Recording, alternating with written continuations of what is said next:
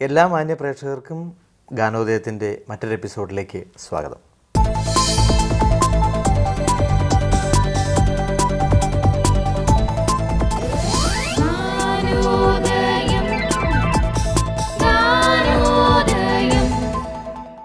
ഇന്നത്തെ നമ്മുടെ അതിഥി ഗാനരചയിതാവാണ്.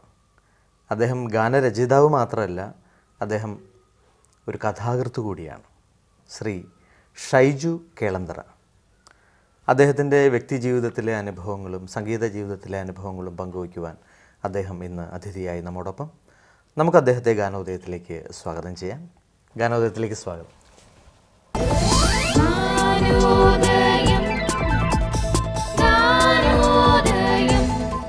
ഷൈജുവിൻ്റെ സ്ഥലം എവിടെയാണ്? ഞാൻ പാലാരിവട്ടം, എറണാകുളം. പാലാരിവട്ടത്താണ്. ഇത് കൂടാതെ ഉദ്യോഗസ്ഥൻ കൂടിയാണ് അല്ലേ? KCB. അതെ അല്ലേ? KCBയിൽ എന്തായിട്ടാണ്? KCBയിൽ സീനിയർ അസിസ്റ്റൻ്റ് ആയിട്ട് വർക്ക് ചെയ്യും. ഇലക്ട്രിസിറ്റിയും കലയും തമ്മിൽ ഒക്കെ ഭയങ്കര എങ്ങനെ ബന്ധപ്പെടുത്തി പോകാൻ പറ്റും ഷൈജിന്? കാരണം അതിൻ്റെ ട്രേഡ് യൂണിയൻ്റെ ഒക്കെ സെക്രട്ടറിയും കാര്യങ്ങളൊക്കെയാണ്. തീർച്ചയായിട്ടും അത് ദൈവത്തിൻ്റെ ഒരു അനുഗ്രഹം കൂടി കൊണ്ടാണ്. ഉള്ള സമയത്തിന് നമുക്കത് എഴുതാനും കൂടി സാധിക്കുന്നു. അത് ദൈവത്തിൻ്റെ ഒരു അനുഗ്രഹം ഉള്ളതുകൊണ്ട് മാത്രം അങ്ങനെ. ഈ ഗാനരചന എന്ന് മുതൽക്കാണ് ഷൈജു ആരംഭിക്കുന്നത്? സ്കൂളിൽ പഠിക്കുമ്പോൾ പോലും അങ്ങനെ എഴുതുമായിരുന്നു ഷൈജു? ഇല്ല, ഞാൻ എഴുതുമായിരുന്നു.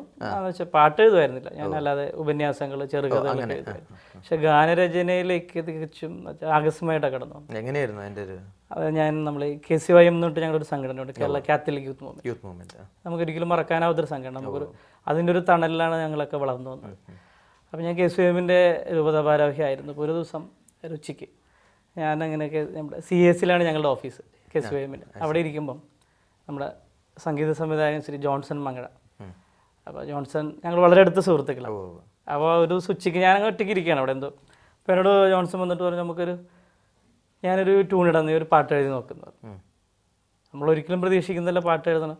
അങ്ങനെ ജോൺസൺ ആദ്യമായിട്ട് ഒരു ട്യൂൺ പറഞ്ഞു തരുന്നു. അങ്ങനെ അവിടെ ഇരുന്നിട്ട് ആദ്യം 2 പേര് എഴുതി, പിന്നെ വീട്ടിൽ പോയിട്ട് ബാക്കി വരികൾ എഴുതി ജോൺസന് എത്തിച്ചു കൊടുക്കേണ്ടി ചെയ്തത്. അങ്ങനെ തീർച്ചും അപ്രതീക്ഷിതമായിട്ടാണ് ഞാൻ ഈ ഗാനരചനയുടെ രംഗത്തേക്ക് കടന്നു വന്നത്. അന്ന് എഴുതിയത് ഡിവോഷണൽ സോങ് ആയിരുന്നു. ഡിവോഷണൽ സോങ്, കണ്ണു ചിമ്മും താരകളും എന്ന് പറഞ്ഞിട്ട്. കണ്ണു ചിമ്മും താരകൾ പറഞ്ഞിട്ട്. അതായിരുന്നു ആദ്യ രചന. അതായിരുന്നു. അതെ, ആദ്യത്തെ പാട്ട് അതായിരുന്നു. അതും ഒട്ടും ഷൈജു പ്രതീക്ഷിക്കാതിരിക്കുന്ന സമയത്ത് ഒരു രചന. തീർച്ചയായിട്ടും. അതിനുശേഷം ഒരുപാട് ഗാനങ്ങൾ എഴുതാൻ, ഏതാണ്ട് ഒരു 100-ലധികം ഗാനങ്ങൾ അല്ലേ എഴുതിയിട്ടുണ്ട്. അതിൽ ഒരുപാട് പോപ്പുലർ ആയിട്ടുള്ള ഗാനങ്ങളുണ്ട്. പള്ളികളിൽ ഷൈജുവിൻ്റെ പാട്ടുകൾ പാടുന്ന പാട്ടുകളുണ്ട്. തീർച്ചയായിട്ടും.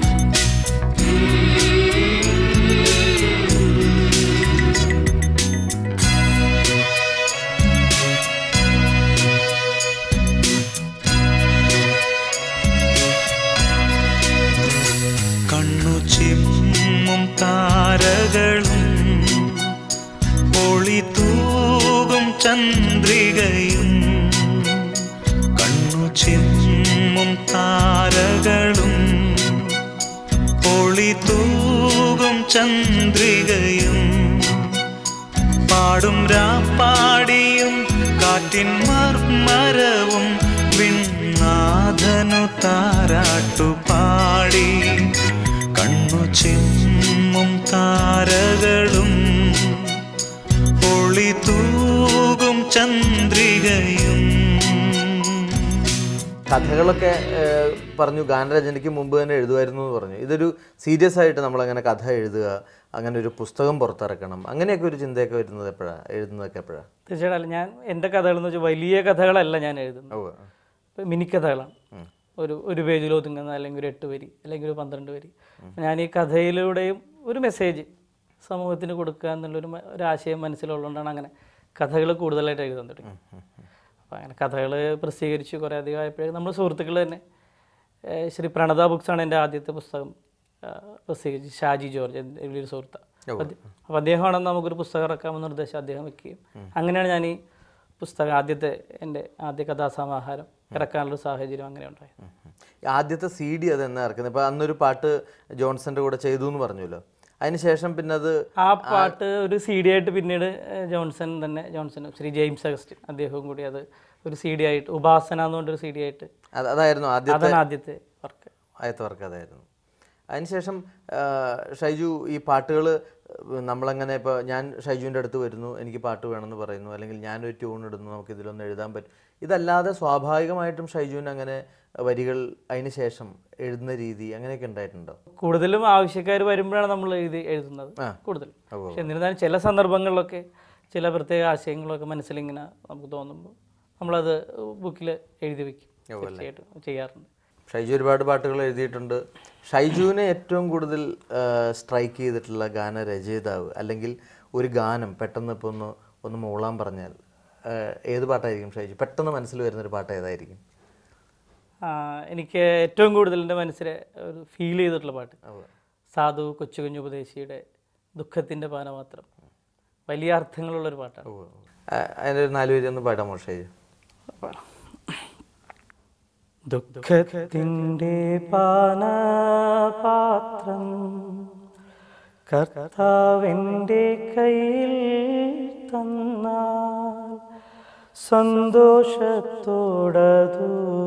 വാങ്ങി ഹല്ലേലൂയ പാടിയിടും ഞാൻ. ദുഃഖത്തിൻ്റെ പാനപാത്രം കർത്താവിൻ്റെ കയ്യിൽ തന്നാൽ സന്തോഷത്തോടതു വാങ്ങി ഹല്ലേലൂയ പാടിയിടും ഞാൻ. കഥ എഴുതുന്ന കാര്യങ്ങളൊക്കെ പറഞ്ഞല്ലോ, അതെന്തെങ്കിലും പ്രത്യേക ആശയങ്ങൾ ഷൈജുവിന് കിട്ടിയിട്ട് അല്ലെങ്കിൽ എന്തെങ്കിലും സംഭവങ്ങൾ അല്ലെങ്കിൽ ജീവിതത്തിലുണ്ടായിട്ടുള്ള എന്തെങ്കിലും എക്സ്പീരിയൻസസ് ഇതിൻ്റെയൊക്കെ ഒരു ഇതിലാണോ കഥ എഴുതുക അല്ലെങ്കിൽ ഗാനരചന നടത്തുക? സാധാരണ എങ്ങനെയാണ് ചെയ്യാറ്? കഥ എഴുതുന്നത് കൂടുതലും നമ്മുടെ ജീവിതാനുഭവങ്ങളും പിന്നെ താങ്കൾ നേരത്തെ പറഞ്ഞാൽ ഒരു സാമൂഹ്യ രംഗത്തൊക്കെ പ്രവർത്തിക്കുമ്പോൾ അങ്ങനെ കുറേ അനുഭവങ്ങൾ നമ്മുടെ വ്യക്തി ജീവിതത്തിലുണ്ടാവും. അപ്പം അതെല്ലാം അങ്ങനെയുള്ള സംഭവങ്ങളെല്ലാം നമ്മളെപ്പോഴും കഥയായിട്ട് നമ്മുടെ മനസ്സിൽ നിന്ന് പുറത്തേക്ക് വരും. സാമൂഹ്യ പ്രവർത്തനം തീർച്ചയായിട്ടും ഷൈജുവിനുണ്ട്. വർഷങ്ങളായിട്ട് ചാരിറ്റബിൾ ഒരു സൊസൈറ്റി അത് ചെയ്യുന്നുണ്ട്. അതിൻ്റെ കീഴിൽ വലിയ വലിയ പ്രവർത്തനങ്ങൾ അല്ലേ? എന്തൊക്കെയാണ്, എന്നാണ് ഈ ചാരിറ്റബിൾ ട്രസ്റ്റ് അത് രൂപീകരിക്കുന്നത്? എന്തൊക്കെയാണ് അതിൻ്റെ പ്രവർത്തനങ്ങൾ? നമ്മളൊരു എളിയ തോതിൽ ഞങ്ങൾ കുറച്ച് ചെറുപ്പക്കാർ കൂടിയിട്ട് നടത്തുന്നത് മാത്രമേ ഉള്ളൂ. ഇപ്പോൾ ഒരു 5 വർഷത്തോളമാണ് ഞങ്ങൾ ആശ്വാസം ചാരിറ്റബിൾ സൊസൈറ്റി. ആശ്വാസം ഞങ്ങൾ കൂടുതലും ഈ ഡയാലിസിസ് രോഗികളെ ആണ് ഞങ്ങൾ കൂടുതൽ സഹായിക്കുന്നത്. അപ്പോൾ അവർക്ക് എല്ലാ മാസവും ഒരു നിശ്ചിത തുക ഞങ്ങൾ അവർക്ക് ചികിത്സയ്ക്ക് വേണ്ടി അല്ലെങ്കിൽ ഡയാലിസിന് വേണ്ടി നമ്മൾ എല്ലാ മാസവും ഒരു നിശ്ചിത തുക അവർക്ക് കൊടുത്തുകൊണ്ടിരിക്കും. സ്ഥിരമായിട്ട് രോഗികളുണ്ട്.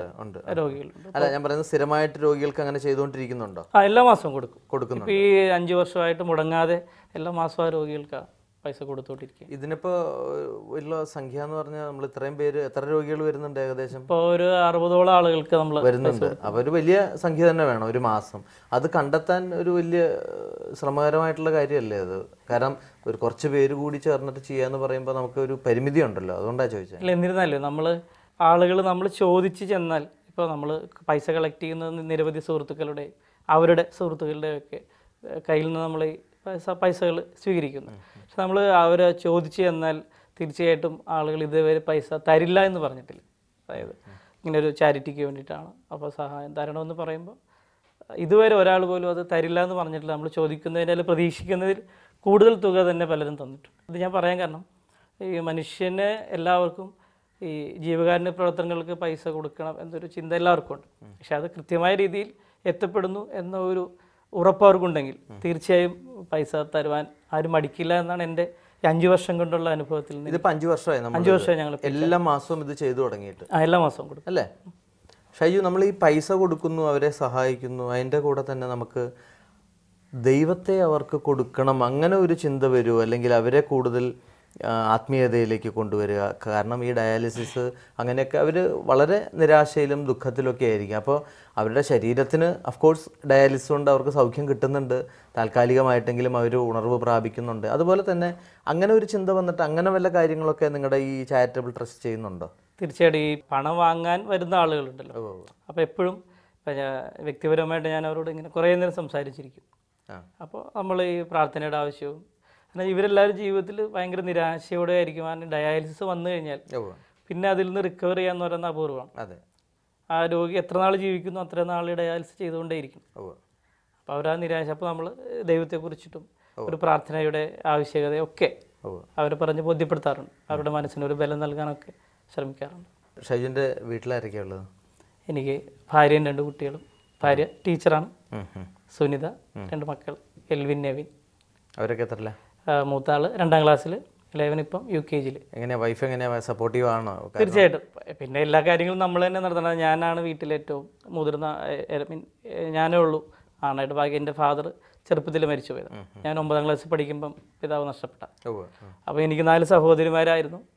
അപ്പോൾ ചെറുപ്പത്തിൽ തന്നെ ഈ ഉത്തരവാദിത്തങ്ങളൊക്കെ നോക്കി അങ്ങനെ ഒരു ശീലമുള്ളതുകൊണ്ട് എല്ലാം അഡ്ജസ്റ്റ് ചെയ്ത് പോകാൻ വേണ്ടി പറ്റും. പിന്നെ ഭാര്യയുടെ ഒരു പൂർണ്ണമായ സഹകരണം എനിക്ക് എല്ലാത്തിനും ലഭിക്കാറുണ്ട്. അതുകൊണ്ടാണ് ഇങ്ങനെ നമുക്ക് മുന്നോട്ട് പോകാൻ കഴിയുന്നത്. മഴ തേടിക്കേഴും വേഴാമ്പലായി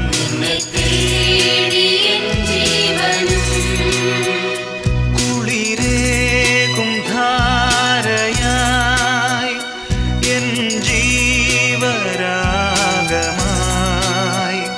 കുളിരേകും ധാരയായി എൻ ജീവരാഗമായി വന്നു നീ എൻ ജീവനിൽ വന്നു നീ എൻ ജീവനിൽ കണ്ണു ചെമ്മും താരകളും ഒളി തൂകും ചന്ദ്രികയും കണ്ണു ചെമ്മും താരകളും ഒളി തൂകും ചന്ദ്രികയും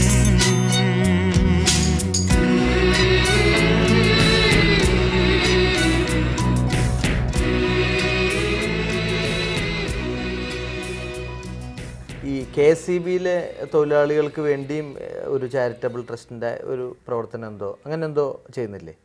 ഉണ്ട്. ഞങ്ങൾ അതായത് ഒരു അലിവ് എന്ന് പറഞ്ഞ പേരിൽ ഒരു ചാരിറ്റബിൾ സൊസൈറ്റി. അത് KSEB ജീവനക്കാരായിട്ട് മാത്രം ബന്ധപ്പെട്ടിട്ടുള്ളൊരു. നമ്മൾ ഈ ഞങ്ങളുടെ ഫീൽഡ് സ്റ്റാഫൊക്കെ പുറത്തേക്ക് പോകുമ്പോൾ അവർ ഫീൽഡിൽ പോകുമ്പോഴേക്ക് പല, അതായത് വിധവകൾ, പിന്നെ അനാഥരുണ്ട്, ആരും രോഗികളായിട്ടുള്ളവർ, ആരും നോക്കാത്ത വൃദ്ധരൊക്കെ ഉണ്ട്. അപ്പോൾ അവർക്ക് ഞങ്ങൾ എല്ലാ മാസവും ഒരു 500 രൂപ മൂല്യം വരുന്ന ഒരു ഭക്ഷണ കിറ്റ് എത്തിച്ചു കൊടുക്കും. എല്ലാ മാസവും എത്തിച്ചു കൊടുക്കും. അത് ഞങ്ങളുടെ തൊഴിലാളികൾ തന്നെ ഓരോ സ്ഥലങ്ങളിൽ കൊണ്ട് അവർ കൊണ്ട് കൊടുക്കും. KSEBയിലെ ജീവനക്കാർ തന്നെ കൊണ്ട് കൊടുക്കും. അത് എത്ര പേർക്ക് നമ്മൾ ചെയ്യുന്നുണ്ട്? അതിപ്പോൾ 50 പേർക്ക് കൊടുക്കുന്നുണ്ട്. സത്യത്തിൽ ഇങ്ങനെയുള്ള കാര്യങ്ങൾ എനിക്ക് തോന്നുന്നു ഷൈജുവിന് വലിയൊരു ആത്മീയ സന്തോഷം. തീർച്ചയായിട്ടും നമ്മുടെ മറ്റേത് മേഖലയേക്കാളൊക്കെ ഒരു വലിയ ആത്മസംതൃപ്തി നൽകുന്നതാണ് ഇത്തരം പ്രവർത്തനം. കാരണം ഇത് ആവശ്യമുള്ള ഒരാളുടെ കയ്യിൽ എത്തിച്ചേരുമ്പോൾ അവരുടെ ആ കണ്ണുകൾ കാണുന്നൊരു തിളക്കം, ഒരു പുഞ്ചിരിയുണ്ട്. അത് നമുക്ക് വേറെ ഒരു സ്ഥലത്തൊന്നും അത് ലഭിക്കില്ല. അത് നമുക്ക് വളരെ സംതൃപ്തിയാണ് ആ കാര്യത്തിൽ. നമുക്ക് ജോലി ചെയ്യുന്നതോ അല്ലെങ്കിൽ അതിൻ്റെയൊക്കെ എത്രയോ മടങ്ങ് മുകളിലല്ലേ ഈ സന്തോഷം? തീർച്ചയായിട്ടും. പാട്ടുകൾ ഏത് രീതിയിലുള്ള പാട്ടുകളാണ് ഷൈജു കൂടുതലും കേൾക്കാൻ ശ്രമിക്കാറ്? ഞാൻ പാട്ടുകൾ കൂടുതലും കേൾക്കുന്നത് നമ്മുടെ മലയാളം ഓൾഡ് സോങ്സും സിനിമാ ഗാനങ്ങളുമാണ് കൂടുതലും കേൾക്കുന്നത്.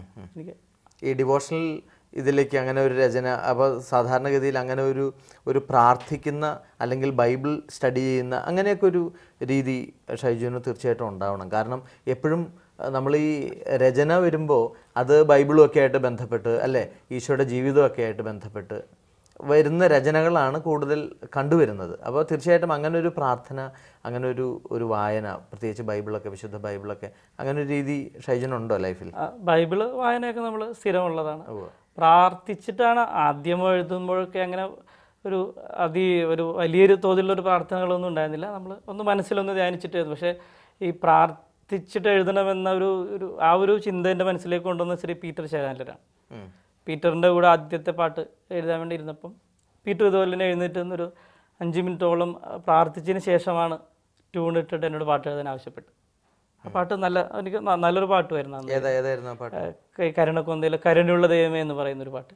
കരുണയുള്ള ദൈവമേ കനിവ് തോന്നണമേ എന്ന് പറയുന്നൊരു വരികളായിരുന്നു. അപ്പോൾ പീറ്റർ അപ്പം തീർച്ചയായിട്ടും അപ്പം എൻ്റെ മനസ്സിലേക്കും അപ്പം ഞാനും പിന്നീടുള്ള എൻ്റെ ഓരോ വരികൾ എഴുതുമ്പോഴും അങ്ങനെ വളരെ കുറച്ച് നേരം ദൈവത്തോട് പ്രാർത്ഥിച്ചിട്ട് നല്ല വരികളും നല്ല ആശയങ്ങളും മനസ്സിലേക്ക് തരാനുള്ളൊരു, അങ്ങനെയാണ് പ്രാർത്ഥനയുടെ ഒരു എഴുത്തിലേക്ക് ഞാൻ കൂടുതൽ തിരിഞ്ഞത് ശരിക്കും പീറ്ററിൻ്റെ ആ ഒരു പ്രവർത്തനം. അദ്ദേഹം ഒരു ശുശ്രൂഷകനാണ്, വർഷങ്ങളോളം ശുശ്രൂഷ ചെയ്ത ഒരാളാണ്. അപ്പോൾ അങ്ങനെ ഒരു ചിന്ത തരാൻ പറ്റിയത് വലിയൊരു കാര്യമാണ്. തീർച്ചയായിട്ടും. പിന്നീടുള്ള അപ്പം ഞാൻ പറഞ്ഞ ഇതിന് മുമ്പ് എഴുതിയപ്പോഴേക്കാളും നമുക്കിങ്ങനെ പ്രാർത്ഥിച്ചിട്ട് ഒരുങ്ങി അങ്ങനെ എഴുതുമ്പോൾ എന്തെങ്കിലും ചേഞ്ചസ് ഷൈജുവിന് അങ്ങനെ ഫീൽ ചെയ്തിട്ടുണ്ടോ?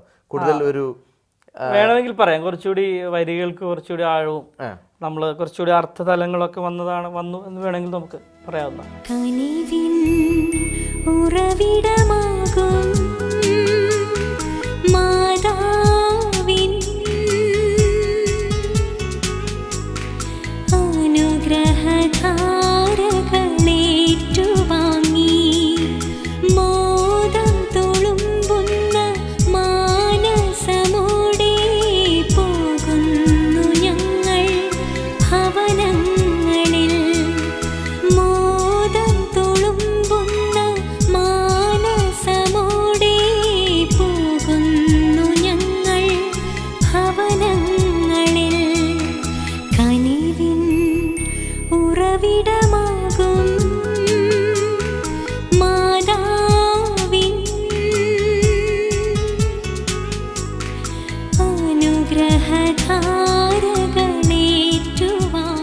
ഇപ്പം എത്ര CDs ഓൾറെഡി ഷൈജു?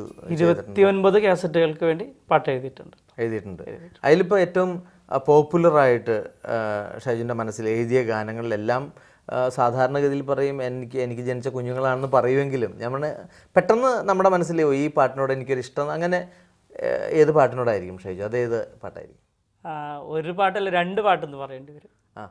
അതിൽ ആദ്യത്തെ പാട്ട് ഞാൻ ആദ്യം എഴുതിയ പാട്ട് കണ്ണു ചിമ്മും താരകളും, പിന്നെ പീറ്ററിൻ്റെ കൂടെ ആദ്യം ചെയ്തു കരുണയുള്ള ദൈവമേ, ഈ കരുണക്കൊന്തയ്ക്ക് വേണ്ടി അതിലെത്ര പാട്ട് എഴുതിയിരിക്കുന്നത്? അതിൽ 2 പാട്ടുകൾ എഴുതി. എനിക്ക് വളരെയധികം ഒരു ആത്മസംതൃപ്തി നൽകിയ ഒരു പാട്ടാണ് കരുണയുള്ള ദൈവമേ കനിവ് തോന്നണമേ.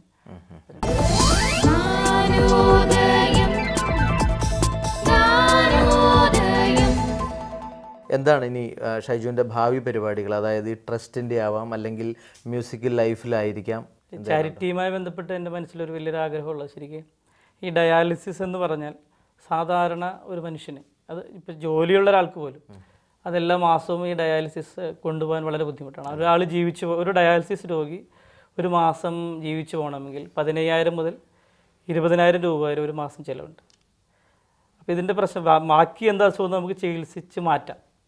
ഇതിന് ഒരു ഡയാലിസിസ് രോഗിക്ക് ഡയാലിസിസ് തുടങ്ങിക്കഴിഞ്ഞാൽ പിന്നെ മരണം വരെ അത് ചെയ്തു, പിന്നെ കിഡ്നി മാറ്റി വെക്കണം, അല്ലെങ്കിൽ അതിന് ഭയങ്കര എക്സ്പെൻസീവാണ്. അല്ലെങ്കിൽ എല്ലാ മാസവും ഈ 20,000 രൂപ അയാൾ ഇങ്ങനെ കണ്ടെത്തിക്കൊണ്ടിരിക്കും. അപ്പോൾ സാധാരണക്കാരായ മനുഷ്യർക്ക് ഇത് തീർത്തും ബുദ്ധിമുട്ടായ ഒരവസ്ഥയാണ്. അപ്പോൾ എനിക്ക് സർക്കാരിൽ കൂടി ശ്രദ്ധ ചെലുത്തിക്കൊണ്ട് എല്ലാ താലൂക്കിലും ഒരു സൗജന്യ ഡയാലിസിസ് കേന്ദ്രം തുടങ്ങുവാനായിട്ടുള്ള ഒരു ആശയം സർക്കാരിലേക്ക് കൂടി അവതരിപ്പിച്ചുകൊണ്ട് അതിനെ ഒന്ന് ഫോളോ അപ്പ് ചെയ്യണമെന്നാണ് എൻ്റെ ഇപ്പം ചാരിറ്റിയുടെ മേഖലയിൽ എൻ്റെ ഏറ്റവും വലിയൊരു ആഗ്രഹം. അത് ചെയ്യണമെന്നൊരാഗ്രഹമുണ്ട്. പിന്നെ എഴുത്തിൻ്റെ ഇപ്പം ക്രിസ്മസിന് ഭക്തിഗാനങ്ങൾ ആലോചിക്കുന്നുണ്ട്. പിന്നെ എൻ്റെ പുസ്തകങ്ങൾ പിന്നീട് പ്രസിദ്ധീകരിച്ച കഥകളൊക്കെ കൂടിയിട്ട് ഒരു കഥാസമാഹാരം. എത്ര കഥകളാണ് മൊത്തം എഴുതിയിരിക്കുന്നത് ഷൈജു? ഒരു 100-200ഓളം കഥകളൊക്കെ ഉണ്ടാവും. ചെറിയ കഥകളാണ്, ദൈർഘ്യം കുറഞ്ഞ. അതിനിടയിൽ ഞാൻ ഏതൊരു പുസ്തകം കണ്ടു, കോളവളം. അതെ, എന്തായിരുന്നു എനിക്ക് മനസ്സിലായില്ല. അത് എൻ്റെ ഒരു കഥയുടെ പേരാണ് കോളവളം. അതായത് ഈ ആന്ധ്രാപ്രദേശിലെ അവിടെ കോള കമ്പനി ഈ അവിടുത്തെ കർഷകരെ കയ്യിലെടുക്കാനായിട്ട് ഈ കോള ഉണ്ടാക്കി കഴിഞ്ഞുള്ള വേസ്റ്റ് അവരത് വളമായിട്ട് അവർക്ക് സൗജന്യമായിട്ട് കൊടുത്തു. എന്താ കഥ കൊണ്ട് ഷൈജു ഉദ്ദേശിച്ചത്? അപ്പോൾ ഞാനത് ഈ കോള കമ്പനി നമ്മുടെ അവരുടെ മനസ്സിലേക്ക് ഇറങ്ങുന്നതും അവർ ഈ നിർധനരെ ചൂഷണം ചെയ്യുന്നതും ജനങ്ങളെ ചൂഷണം ചെയ്യുന്നതും ബന്ധപ്പെട്ട സംഭവമാണ്. അപ്പോൾ കോളവളം എന്നുള്ള പേര് കണ്ടപ്പം ഷാജി പറഞ്ഞൊരു കാര്യം ചെയ്യും, അങ്ങനെയാണെങ്കിൽ അത് നല്ല പേരാണ്, അത് തന്നെ ഇട്ടോ എന്ന് പറഞ്ഞിട്ട് അങ്ങനെയാണ് കോളവളം എന്നുള്ളത്.